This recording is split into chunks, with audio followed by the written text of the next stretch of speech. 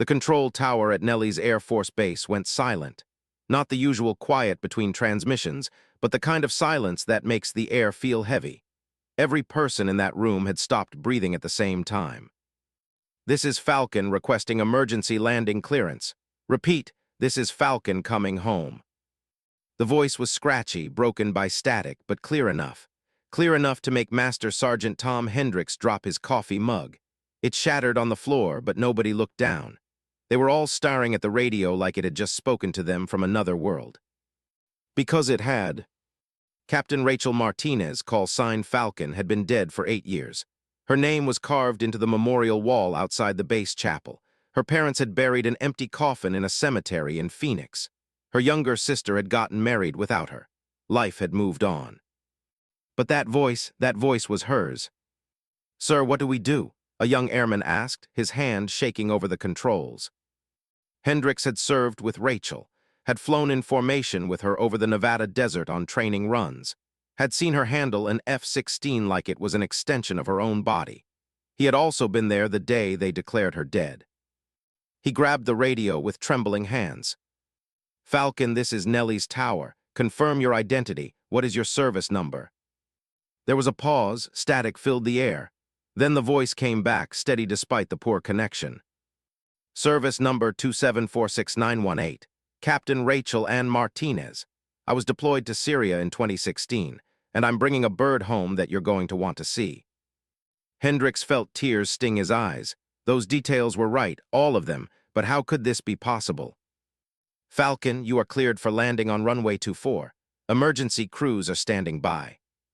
"Copy that, tower. It's good to hear a friendly voice, real good." Within minutes, the entire base knew. Pilots ran out of briefing rooms. Mechanics dropped their tools. People poured out of buildings, shielding their eyes from the bright Nevada sun, searching the sky. 8 years ago, Captain Rachel Martinez had been one of the finest pilots on the base. She had graduated top of her class from the Air Force Academy. She could outfly men with twice her experience, and she had proven herself again and again in the skis over Iraq and Afghanistan. But being good had never been enough. Not for a woman in a world of men who thought flying was their territory alone. Rachel had faced it all. The jokes about women being too emotional for combat. The questions about whether she was strong enough to handle the G-forces. The comments about how she must have slept her way into her position. She had heard it whispered in hallways, said to her face during training, and hidden behind fake smiles in debriefings. She had ignored all of it. She let her skills speak for themselves. And slowly, grudgingly, she earned respect. Not from everyone, but from enough people that it mattered. Then came the mission that changed everything. It was supposed to be routine. A reconnaissance flight over Syria gathering intelligence on enemy positions. Rachel and her wingman, Captain Derek Stone, had flown dozens of missions like it. They knew the risks. They knew the territory. But something went wrong. Rachel's plane was hit. Not by enemy fire, at least not at first. A mechanical failure, sudden and catastrophic. Her radio went dead. Her navigation systems failed. She was flying blind over hostile territory with a crippled aircraft. The last thing anyone heard from her was a broken transmission. "I'm going down. Systems failing. Stone, do you copy? Stone, I need." Then nothing. Search and rescue teams looked for 3 days. They found wreckage scattered across a rocky valley in northern Syria. The plane had burned. There was no body, but the crash site was in ISIS-controlled territory. The conclusion was obvious and horrible. Captain Rachel Martinez was declared killed in action. Her memorial service was held on a cold February morning. Hundreds attended. They folded a flag and gave it to her father. They spoke about her bravery, her skill, her sacrifice. They added her name to the wall of heroes. And life moved on. Derek Stone got promoted. He became a trainer teaching the next generation of pilots. He gave speeches about honoring the fallen. He never talked much about that day in Syria, and nobody pushed him. Losing a wingman was hard, everyone understood. But now, 8 years later, the impossible was happening. A dark shape appeared on the horizon. Those watching from the ground saw it at the same time the radar picked it up. A fighter jet, but not an American model. It was Russian-made, a MiG-29, dusty and battered, limping through the sky like a wounded bird. The landing was rough. The jet touched down hard, bounced once, then settled. It screamed down the runway, brakes engaged, finally rolling to a stop. Emergency vehicles surrounded it immediately. Foam trucks, ambulances, security teams with weapons drawn. Nobody knew what to expect. The canopy opened slowly. A figure climbed out, moving stiffly like every muscle hurt. She pulled off her helmet and dark hair fell around her shoulders. It was longer than it used to be, streaked with gray that hadn't been there before. Her face was thinner, marked by sun and hardship, but her eyes were the same, sharp, determined, alive. Rachel Martinez stood on the wing of that stolen enemy aircraft, looking out at the crowd of familiar faces, and smiled. "Hey, everyone," she said, her voice hoarse but strong. "Sorry I'm late." 8 years gone. They took Rachel straight to the medical center. She insisted she was fine, but the doctors wouldn't hear it. They ran tests, took x-rays, checked everything. She had scars they couldn't explain, old injuries that had healed badly, and she was 30 pounds lighter than her service record showed. But she was alive. Against all odds, impossibly, she was alive. Colonel Patricia Hayes was the base commander now. She hadn't been at Nellie's 8 years ago, but she knew Rachel's story. Everyone in the Air Force knew the story of Captain Falcon and her last flight. She entered the hospital room to find Rachel sitting on the edge of the bed, staring out the window at the flight line. The older woman cleared her throat. "Captain Martinez." Rachel stood immediately, years of training taking over. "Sir." "Sit down, Captain, please." Hayes pulled up a chair. "I imagine you have quite a story to tell." Rachel sat slowly. Her hands were shaking slightly, though she tried to hide it. "I don't know where to start, sir." "Start with what happened 8 years ago, after your systems failed." Rachel took a deep breath. The memories were right there, always there, just under the surface.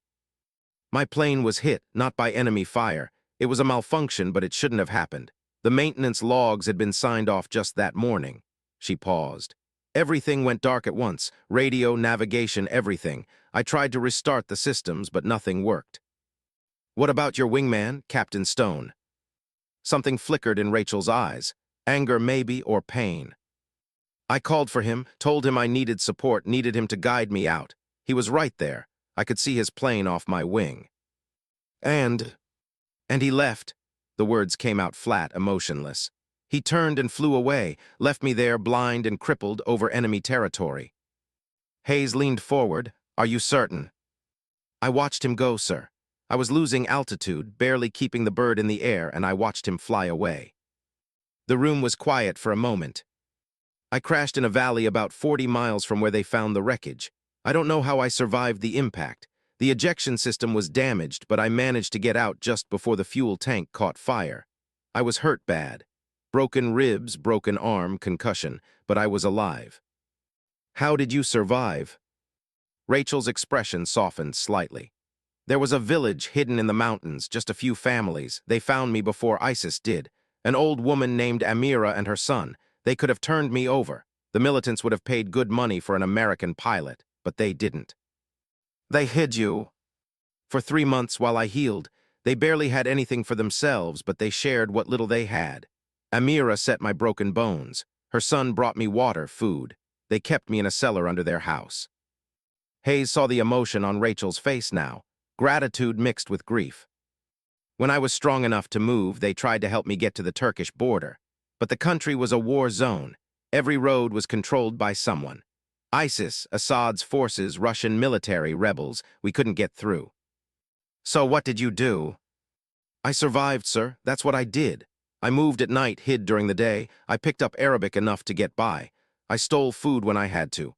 I helped people where I could, trying to repay the kindness that had been shown to me." Rachel stood and walked to the window. "I tried to make contact, multiple times over the years, but every time I got close to any kind of communication equipment, the situation would fall apart. Fighting would break out, or I'd be spotted and I'd have to run again. There were times I thought I'd die in that desert, times I wanted to." "But you didn't." "No, sir, I had to get home. I had to tell the truth about what happened." Hayes stood as well. "About Captain Stone." Rachel nodded. "I heard his transmission after he left me, before my radio died completely. He reported that I was hit by enemy fire and went down. He said he saw the explosion. He said there was no way anyone could have survived." "He lied." Yes, sir, he lied, and I need to know why. The colonel walked to the door, then turned back. Derek Stone is still on this base, Captain. He's a training instructor now, well respected. He doesn't know you're here yet. We've kept this quiet while we debriefed you. Rachel's jaw tightened. I want to see him. You will, but first there are protocols. Intelligence will want to speak with you. They'll want to know everything you saw, everything you learned during your time in Syria. The Secretary of Defense is already asking questions. I understand. Hayes paused at the door. Captain Martinez, I want you to know something. What you survived, what you endured for 8 years, that takes a strength most people don't have. You're a hero. Whatever else comes out of this, remember that. After the colonel left, Rachel sat alone in the quiet room. She thought about Amira, who had died 2 years ago when a bomb hit her village. She thought about all the people who had helped her along the way, risking their own lives for hers. And she thought about Derek Stone, living comfortably on this base, teaching young pilots about honor and duty while she had been fighting for survival in a war zone. She had spent 8 years getting home, 8 years of pain and struggle and loss. Now it was time for the truth to come out. Whatever it cost. The doubters circle. The next morning, Rachel faced the first of many interrogations, not by enemies but by her own people. Intelligence officers, investigators, psychiatrists. They all wanted to hear her story, and they all had the same look in their eyes. Doubt. Major William Cross was the lead investigator. He was in his 50s, with gray hair and a permanent frown. He sat across from Rachel in a windowless room with a recording device between them. Captain Martinez, I need you to understand our position here. You were declared KIA 8 years ago. Your crash site was documented, and now you've returned with quite an extraordinary tale. Rachel kept her voice level. It's not a tale, sir, it's the truth. A mechanical failure that occurred right after a maintenance check. Your wingman abandoning you. 8 years surviving in a war zone without making contact. You have to admit, it sounds implausible. Implausible doesn't mean impossible. Cross leaned back in his chair. We've pulled the maintenance records from that day. Everything was properly logged and signed off. No issues were noted with your aircraft.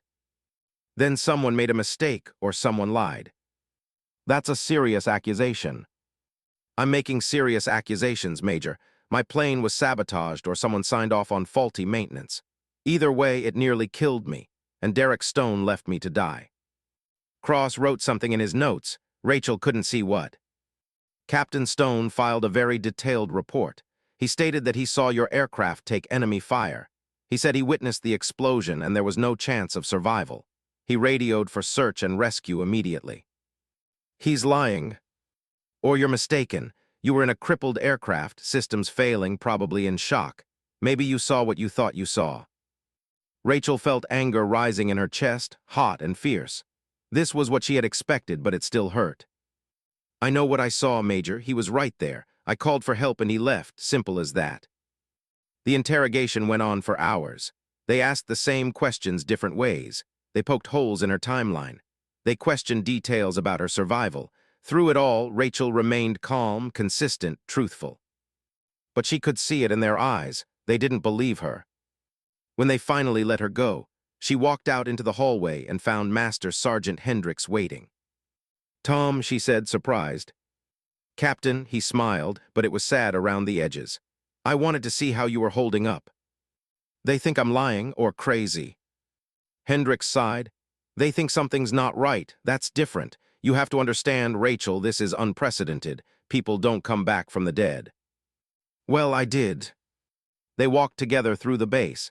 Rachel noticed the stairs. People whispered as she passed. She heard fragments of conversations.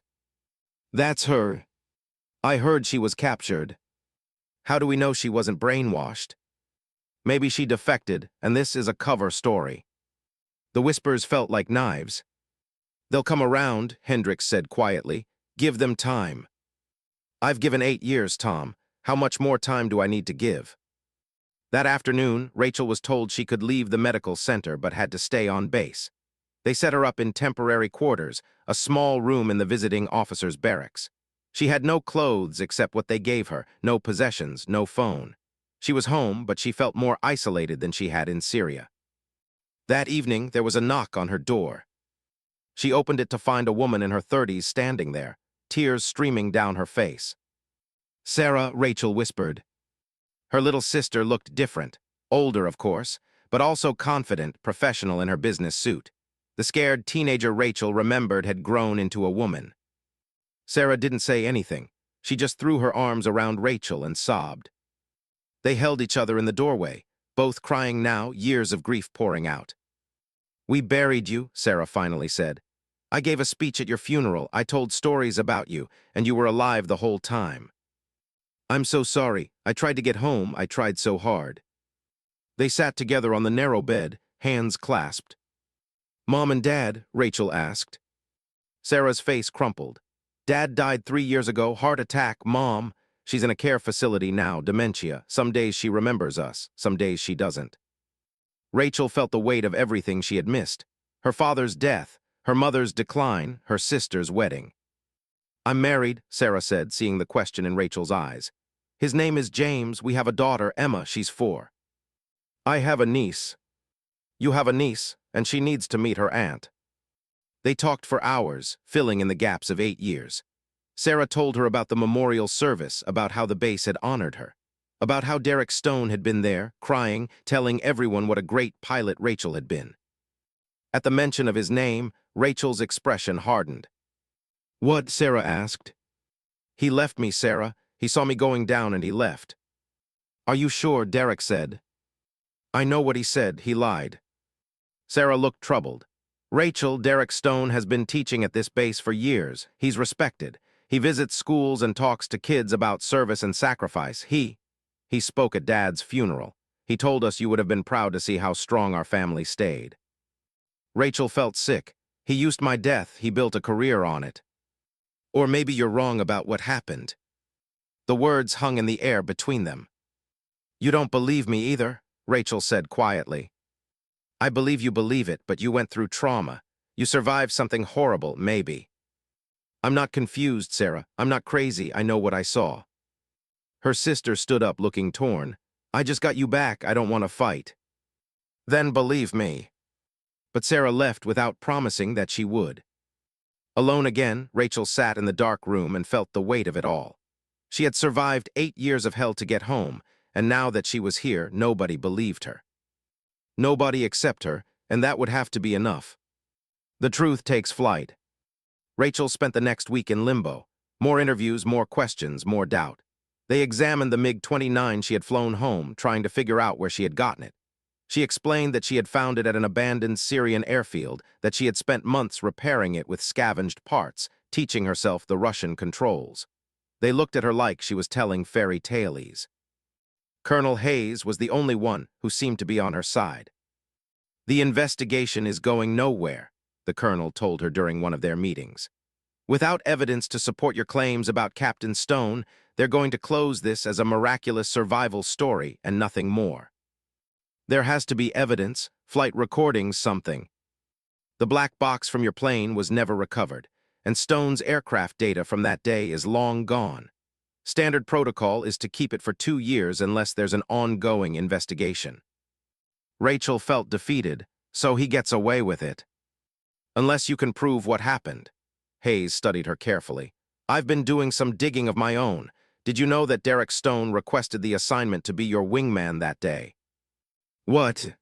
Usually wingman assignments for missions were rotated, but Stone specifically volunteered to fly with you. I found the request in the old files. "Why would he do that?"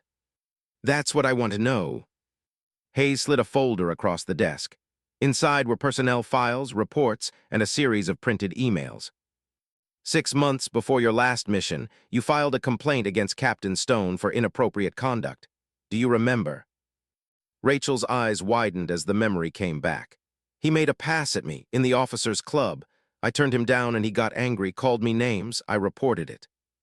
The complaint was filed and investigated. Stone received a formal reprimand. It went into his permanent record." "I had forgotten about that." "A reprimand like that can hurt a career, slow down promotions, and Stone was ambitious." The pieces started to fall into place in Rachel's mind. "You think he sabotaged my plane as revenge?" I think it's possible, but I can't prove it, not without more evidence. Rachel looked at the files, her mind racing. Let me talk to him, face to face. I don't think that's a good idea. Please, Colonel, maybe if I confront him, he'll slip up. Say something that proves what he did. Hayes considered it. I can arrange a meeting, but it will be recorded and there will be witnesses present. I won't have you accused of anything improper. Fine, I just want to look him in the eye. The meeting was set for the next day. Rachel barely slept that night. She played out scenarios in her head, imagining what she would say, how he would react. When she entered the conference room, Derek Stone was already there. He had aged well, still fit, still handsome, with just enough gray at his temples to look distinguished. He wore his uniform with pride, ribbons and medals displayed across his chest. When he saw her, his face went pale. "Rachel," he said, and his voice actually shook. "My God, it's really you." "Hello, Derek." They sat across from each other. Colonel Hayes was present, along with Major Cross and a legal officer. Recording equipment was running. "I don't understand," Stone said. "We found the wreckage. How did you survive?" "I crashed 40 miles from where they found that wreckage," Rachel said calmly. "My plane came down in a valley. I survived because local villagers helped me. For 8 years. Syria was a war zone. Getting out wasn't easy." Stone shook his head, seeming overwhelmed. "This is incredible, a miracle. Everyone thought you were dead." "You reported that I was dead, Derek. You said you saw the explosion. You said there was no chance of survival." Something flickered in his eyes. "I did see an explosion. Your plane was hit and went down, I had to assume." "My plane wasn't hit by enemy fire. It was a mechanical failure." "That's not what I saw." "You weren't in a position to see anything, Derek, because you had already left." The room went very quiet. Stone's expression shifted, became defensive. "I don't know what you think happened, but I followed protocol. I called for search and rescue the moment you went down. After you abandoned me." "I did not abandon you." His voice rose, anger showing through. "Your plane was hit, you were going down, there was nothing I could do." "There was everything you could do. I was blind, Derek, my systems were dead. All you had to do was guide me out, talk me through it. Instead, you left me to crash." Stone stood up. "This is insane. I filed a complete report. I did everything by the book." "Except tell the truth." "I told the truth." Colonel Hayes spoke up. "Captain Stone, please sit down." He sat, but his hands were clenched into fists. Rachel leaned forward. "Why did you volunteer to be my wingman that day, Derek? You specifically requested the assignment." I don't remember doing that." "There's a record of it. 6 months after I filed a complaint against you. 6 months after you got a reprimand that damaged your career. And then you volunteered to fly with me, and my plane mysteriously failed, and I disappeared." Stone's face had gone from pale to red. "Are you accusing me of sabotage? That's absurd." "Is it? You were angry at me. You blamed me for the reprimand." "You were a stuck-up." He caught himself, looked at the colonel, then back at Rachel. "You filed a complaint over nothing. I made a simple comment and you blew it out of proportion. You grabbed my arm and called me a tease when I wouldn't go home with you. That's not nothing." The lawyers were writing everything down. Hayes was watching Stone carefully. "I apologized for that," Stone said. "I took my reprimand and moved on." "Did you, or did you wait for an opportunity to pay me back?" "You're paranoid. 8 years in a war zone probably scrambled your brain." Rachel smiled coldly. "My brain is fine, and my memory is perfect. I remember calling for help. I remember seeing your plane right off my wing, and I remember watching you turn and fly away while I begged for help." Stone stood again. "I don't have to listen to this. I'm a decorated officer with an exemplary record. She shows up after 8 years with some wild story, and you're all treating me like a criminal." "Sit down, Captain," Hayes said, her voice hard now. "No, sir, with respect, I'm done here. Unless I'm being formally charged with something, I'm leaving." He walked to the door, then turned back. "I'm sorry you went through whatever you went through, Rachel. I really am. But don't try to rewrite history just because you need someone to blame." After he left, the room was silent. "He's hiding something," Rachel said quietly. "You saw it." Hayes nodded. "I saw it, but seeing it and proving it are two different things." Rachel felt defeat washing over her. She had survived 8 years of hell, made it home against impossible odds, and it still wasn't enough. But that night, something happened that changed everything. Master Sergeant Hendricks appeared at her door out of breath, his eyes wide. "You need to come with me, now." "What's wrong?" "Just trust me." She followed him across the base to the maintenance hangar. Inside, several older mechanics were gathered around a computer, their faces grim. "Tom, what's going on?" One of the mechanics, a man in his 60s named Rodriguez, looked up. "I served with your father, Captain. He was a good man, and I knew you before what happened. You were a good pilot, honest." "Thank you, but..." "When I heard you were back, I started thinking about your last flight. Something about it never sat right with me, so I went digging through old records, maintenance logs from 8 years ago." He pulled up a file on the screen.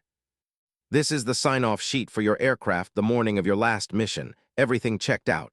No problems noted, signed by the crew chief." "I know, they showed me that during the investigation."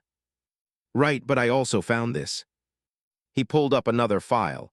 "This is the security footage from the hangar that night, the night before your mission." Rachel's heart started beating faster. The footage was grainy, black and white, time-stamped. It showed the hangar at 300 hours. The area should have been empty. But it wasn't. A figure moved through the shadows toward Rachel's aircraft. The person looked around, checking to make sure they were alone, then climbed up to access the avionics panel. "Can you enhance it?" Rachel asked. "Already did." Rodriguez hit a key. The image zoomed in, pixelated but clear enough. Derek Stone's face looked back at them from the screen.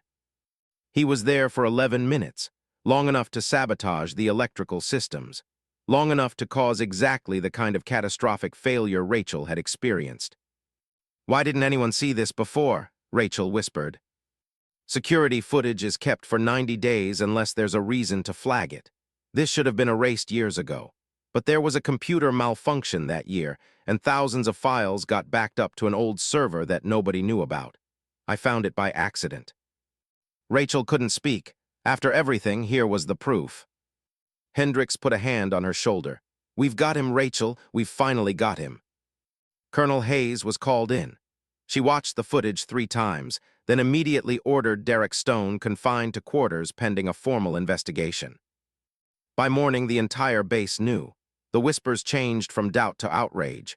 The woman they had questioned was vindicated. The man they had respected was exposed. Derek Stone was arrested and charged with attempted murder, filing false reports, and conduct unbecoming an officer. When confronted with the video evidence, he initially denied it, then tried to claim it was a prank, then finally broke down and confessed.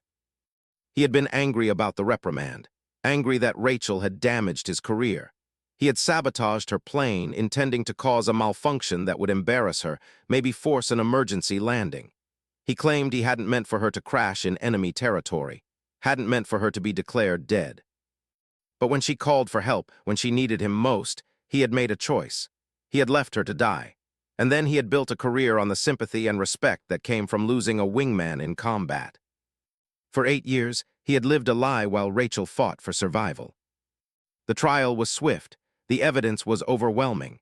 Derek Stone was dishonorably discharged and sentenced to 20 years in military prison. Rachel stood in the courtroom when the sentence was read. She felt Sarah's hand in hers, felt Colonel Hayes standing behind her in support, felt the weight of 8 years finally lifting from her shoulders. It wasn't the revenge she had wanted. It was something better. It was justice. 6 months later, Rachel stood in front of a classroom of young pilots at Nellie's Air Force Base. She had been asked to join the training program, teaching the next generation everything she had learned. "Flying is about more than skill," she told them. "It's about integrity. When you're up there, your wingman's life is in your hands, and their trust in you is sacred." The young pilots listened, knowing her story, knowing what she had survived. "You're going to face challenges in your career. Some of you will face them because of who you are, what you look like, where you come from. People will underestimate you. They'll doubt you. They'll try to tear you down." She smiled, and it was fierce and proud. "But if you stay true to yourself, if you never compromise your integrity, you'll make it through. Maybe not unscathed, maybe not the way you planned, but you'll make it." After class, she walked out to the flight line. A new F-16 sat waiting, her call sign painted on the side. Falcon. She had died and come back, had been doubted and vindicated, had lost 8 years of her life but gained something more valuable, proof that truth, no matter how long it takes, will always find its way home. Rachel climbed into the cockpit and took to the sky, where she had always belonged. And as she flew over the Nevada desert, free and alive and finally at peace, she knew that the girl who had been underestimated all those years ago had become the woman who could never be broken. The woman who survived. The woman who fought her way home. The woman called Falcon.